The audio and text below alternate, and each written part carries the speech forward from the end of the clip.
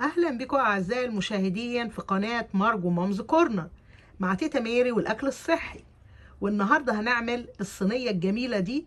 زي ما احنا اتفقنا مع تيتا ميري مش هنرمي اكل خالص.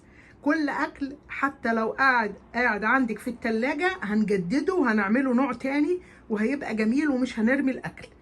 دلوقتي عندي بواقي كيكه وبواقي تورته، انا قطعتهم بالشكل ده، وعندي شوية مكسرات وشوية سوداني وحبة كريمة، يعني مش كتير، وعندي سكر وبغلي شوية لبن حلوين، ويلا نعملها مع بعض. أم علي أسهل وأطعم. أم علي هتاكليها بالكيك اللي موجود عندك. ما عندكيش كيك ممكن تعمليها بالكرواسات، ممكن تعمليها بالعيش الفينو، ممكن تعمليها بالجلاش، بأي حاجة هتنفع وهتعمليها هتبقى طعمها رائع.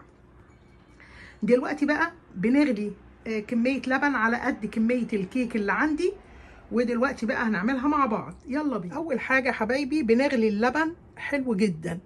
أنا حطاه في البرام. أنا كنت هعمل في البرام وبعدين لقيت كمية الكيك أكتر من كمية البرام، فقلت لا كده يبقى مش هينفع أعمله في الصينية وأسخن اللبن في البرام.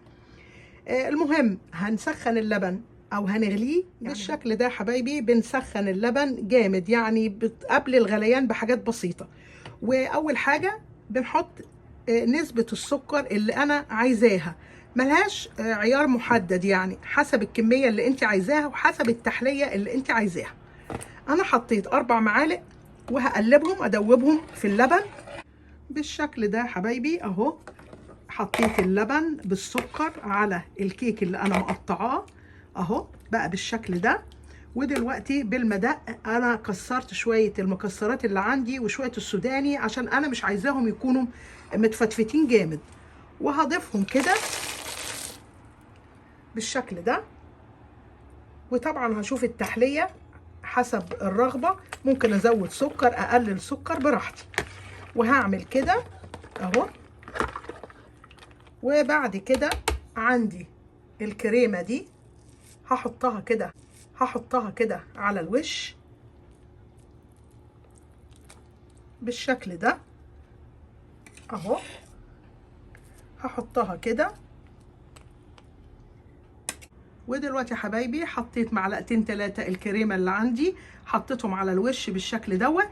بالشكل ده يا حبايبي حطيت 2 معلقة 3 الكريمة فوق الوش. ودلوقتي هندخل الصينية الفرن وهنطلعها احلى واطعم. ام علي هتاكليها. يا حبايبي الشكل النهائي لام علي اللي عملناها مع بعض وهي في الفرن. خلاص هنخرجها وبألف هنا. باي باي.